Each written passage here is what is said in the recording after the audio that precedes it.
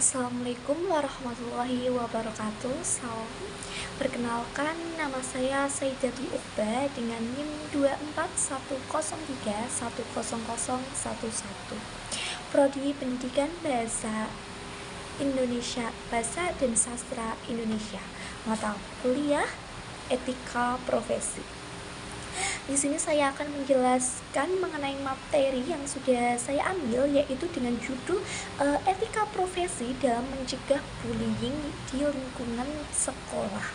Jadi nanti saya akan menjelaskan tentang pengertian etika profesi, pengertian bullying, faktor-faktor, dan juga dampak bullying itu apa saja.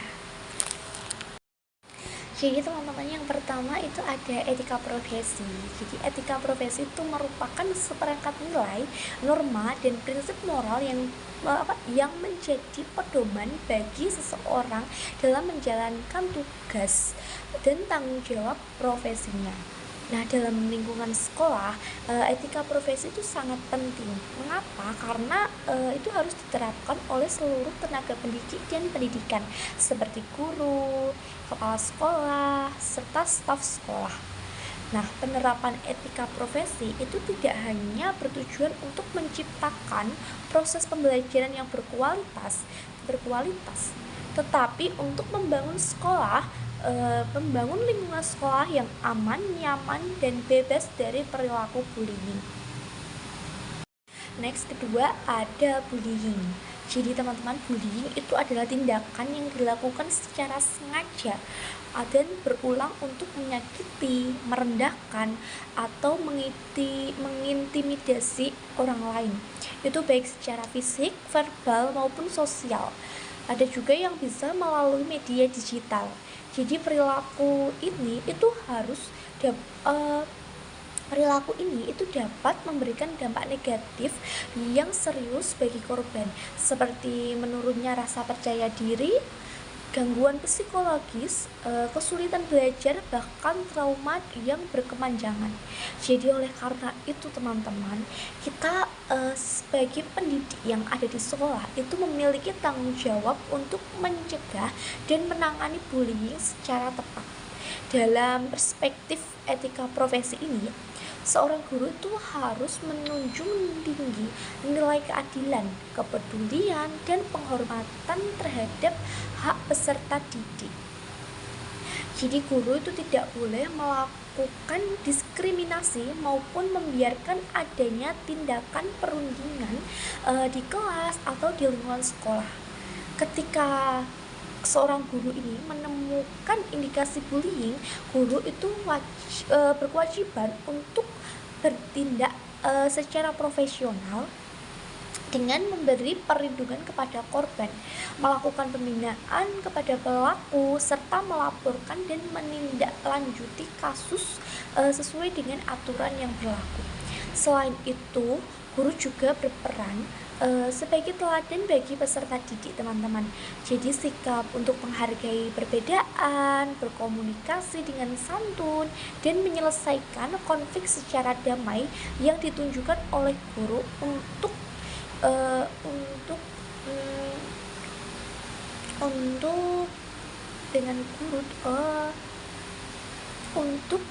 guru dapat menanamkan nilai-nilai empati, toleransi, dan saling menghormati, sehingga budaya anti-bullying itu dapat tumbuh di lingkungan sekolah.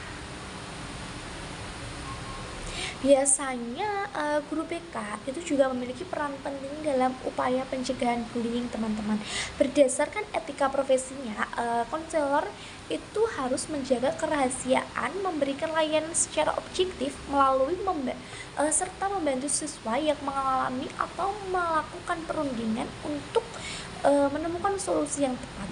Jadi, pendampingan yang dilakukan secara profesional itu dapat membantu untuk memulihkan kondisi psikologis korban, sekaligus mendorong perubahan perilaku pada pelaku tersebut. Dengan itu, jadi etika profesi itu memiliki peran yang sangat penting dalam mencegah bullying di sekolah melalui sikap profesional, tanggung jawab moral, dan komitmen untuk melindungi hak setiap peserta didik. Jadi tenaga pendidik dan kependidikan dapat menciptakan suasana hak setiap peserta didik, dapat menciptakan suasana sekolah yang kondusif, aman, dan mendukung perkembangan siswa secara optimal. Jadi lingkungan sekolah itu bebas dari yang namanya bullying, akan membantu siswa tumbuh menjadi individu yang berkarakter, percaya diri, dan mampu menghargai orang lain. Dan yang ketiga ada faktor-faktor penyebab bullying. Jadi bullying ini terjadi karena berbagai faktor yang mempengaruhi perilaku seseorang. Salah satunya yaitu ada yang pertama, ada kurangnya pendidikan karakter. Jadi pendidikan karakter itu sangat berperan penting dalam membentuk sikap dan perilaku peserta didik. Jadi kurangnya penanaman nilai-nilai seperti rasa hormat, tanggung jawab, toleransi, dan kepedulian terhadap sesama itu dapat menyebabkan siswa kurang memahami dampak negatif dari tindakan bullying. Akibatnya, mereka itu lebih mudah melakukan perundingan tanpa mempertimbangkan perasaan orang lain. Dan yang kedua, ada pengaruh keluarga yang tidak harmonis. Jadi teman-teman, lingkungan keluarga itu merupakan tempat pertama anak belajar bersikap dan berinteraksi. Kondisi keluarga yang tidak harmonis itu juga seperti sering terjadi konflik, kurangnya perhatian orang tua, atau adanya kekerasan dalam rumah tangga itu juga dapat mempengaruhi perkembangan emosional anak.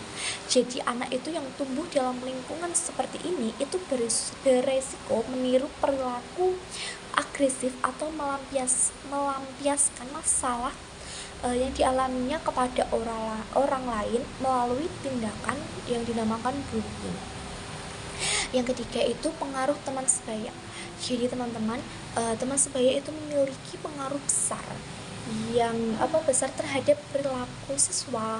Keinginan untuk diterima dalam kelompok itu seringkali membuat seseorang mengikuti perilaku teman-temannya, termasuk melakukan bullying. Jika suatu kelompok itu menganggap perundingan sebagai hal yang biasa atau bahkan lucu, anggota kelompok lainnya itu dapat terdorong untuk melakukan hal yang sama.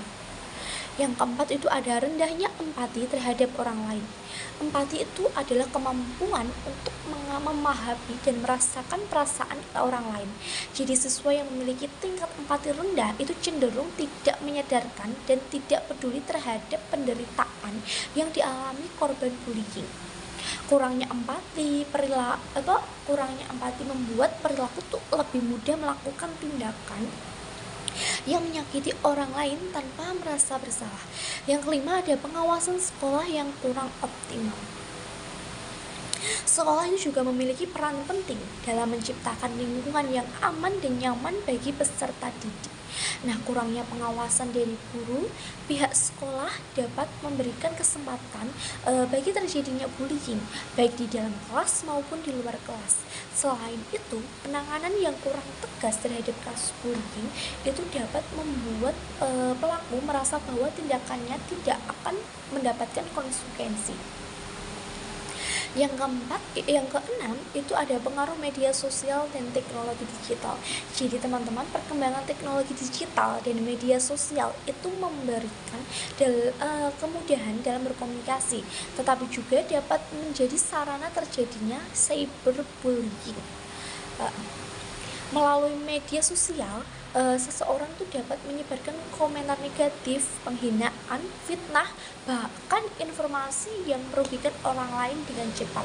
Jadi anonimitas yang tersedia di dunia digital yang sering membuat pelaku itu merasa lebih berani untuk melakukan perundingan tanpa harus berhadapan langsung dengan korban.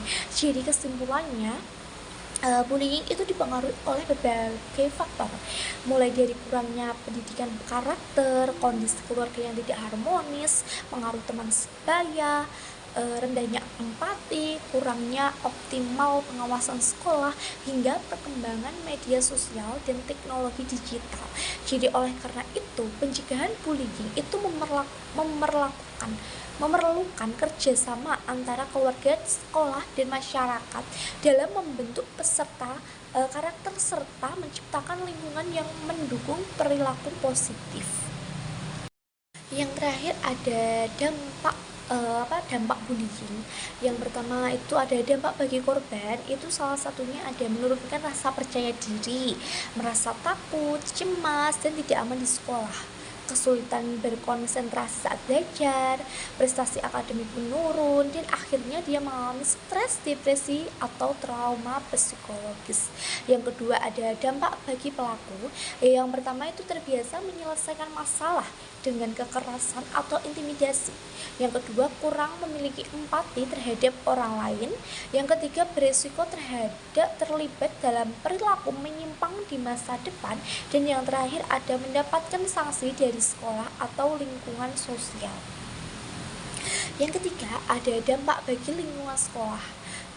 Salah satunya yang pertama ada terciptanya suasana belajar yang tidak nyaman dan tidak aman, menurunnya kualitas hubungan antar siswa, munculnya rasa takut dan ketidakkepercayaan di lingkungan sekolah, dan yang keempat menghambat terciptanya budaya sekolah yang positif dan konduktif. Jadi kesimpulannya, bullying itu terjadi karena pengaruh berbagai faktor seperti faktor individu, keluarga, sekolah, teman sebaya, dan media. Jadi dampaknya itu tidak hanya dirasakan oleh korban, tetapi juga oleh perilaku dan lingkungan sekolah secara keseluruhan. Oleh karena itu teman-teman, diperlukan kerjasama antara sekolah, keluarga, dan masyarakat untuk mencegah serta menangani bullying secara efektif. Terima kasih dan wassalamualaikum warahmatullahi wabarakatuh.